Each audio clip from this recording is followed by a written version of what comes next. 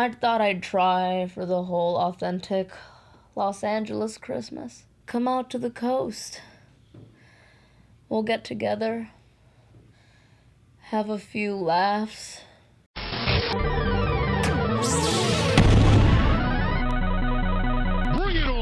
Happy Yule greetings, geeklings! This year, I thought we'd celebrate the season with the salute to the greatest Christmas movie of all time. Die Hard. I think we can all agree that no other film truly captures the essence of this magical time of year, as well as the story of a shoeless cop who takes on a bunch of German terrorists in an LA high-rise. It certainly fills the old noggin with visions of sugar plums, doesn't it? Except I can't really visualize sugar plums because I've never had one. What is Christmas? I thought today we would explore 10 little-known facts about Die Hard to truly celebrate this timeless classic. So come with me, kids! In a non-creepy way, I don't have a van. I have a Christmas tree, which is better. Number 10. The iconic Nakatomi Plaza building was in actuality the headquarters to 20th Century Fox. The office building was being constructed during the time of filming, and in one of the most ultimate examples of robbing Peter to pay Paul, the studio actually charged itself to rent the space for production. Yep, that's about right. In the years that followed the release of the film, the building became quite the tourist destination. So much so that now people are prohibited from taking photos outside of it, which sucks. Number 9. In the credits, you may have noticed that Die Hard was loosely based on a book. The novel, titled Nothing Lasts Forever, was written by Roderick Thorpe, and it was actually a sequel to his novel The Detective. Funny enough, The Detective was adapted into a movie in 1968, starring none other than old Blue Eyes Frank Sinatra. When development began on the script, the 73-year-old chairman of the board expressed no interest. Thus, the project's eventual evolution had begun. It's like a little baby, little tadpole.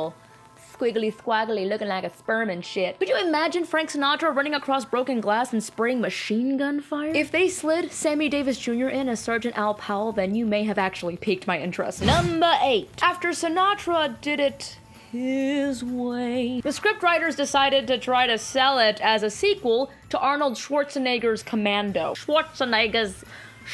The spelling of his last name never ceases to amaze me. The Governator turned down the role, making Expendables 2 the closest thing we'll ever have to Arnold as John McClane. Number 7. Scissors beats paper. So Sinatra and Arnold were a no-go, but there were a shit ton more actors who said no to the role of John McClane. Let's see here. Whoa, this chair just spazzed out on me. All right, here we go. Clint Eastwood, Sylvester Stallone, Burt Reynolds, Harrison Ford, Richard Gere. Sorry, I was just thinking about the scene with McClane in the ventilation system. Now I know what that dribble up my ass feels like. Number 6. Did you know that Die Hard was actually Alan Rickman's first feature film gig? One of the most iconic bad guys in cinema history. Not a bad first gig there, Professor Snape. Obviously new to the action scene, poor Rickman had a habit of flinching every time he shot a gun. Maybe that's what I assume he looked like, and that's pretty much why you never see his face in any of the shooting scenes. Numero 5. That means 5. Apparently the German spoken in this film is pretty much gibberish. Their language is such a mishmash of grammatically incorrect bullshit that when it was released in Germany, they were billed as being from a random place in Europe. Because it's not Germany, because they're not speaking fucking German. Number 4. One of Die Hard's most key scenes is the first pivotal face-to-face meeting between John McClane and Hans Gruber. Or should I say Bill Clay? See, the thing is, that was nowhere in the original script. They were not supposed to cross paths until the climax of the film. After Alan Rickman illustrated that he was perfectly capable of imitating a passable American accent, the scene was added. Boom boom. Number 3. Hans Gruber's slow-motion freefall from the Nakatomi building is just one of those iconic moments in cinema. Everything is just perfect, from the music to his expression. The hilarious thing about it, though, was that Rickman's expression was not acting in the least. Director John McTiernan had Rickman take a 20-foot fall a second before he was actually supposed to, in an effort to make his emotions come off more genuine. Number 2, and I'm not talking about poop. Well, thanks to extra loud blanks, Bruce Willis actually developed permanent hearing loss while shooting a scene in which John McClane shoots a terrorist through a table. These particularly loud blanks were used by the director to achieve a sense of realism during the shooting sequences. Well, you gotta hand it to McTiernan. Dude just did not give a fuck.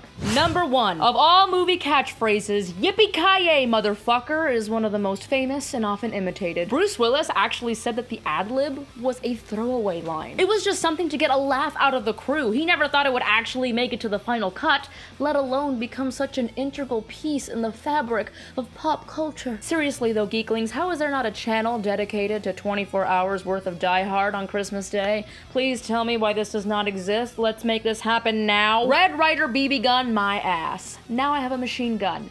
Ho, ho, ho. Anyway, dear Geeklings, I wish you the happiest of holidays this year, and may they be filled with multiple viewings of this classic. It would be even better if they made that channel. And remember, if the holiday stress starts getting to you, you know, family bullshit, retail madness, you know, that stuff, just stand barefoot on the carpet and make fists with your toes. Stay holly jolly, my friends, and geeky. Geeky is a constant. Always stay geeky.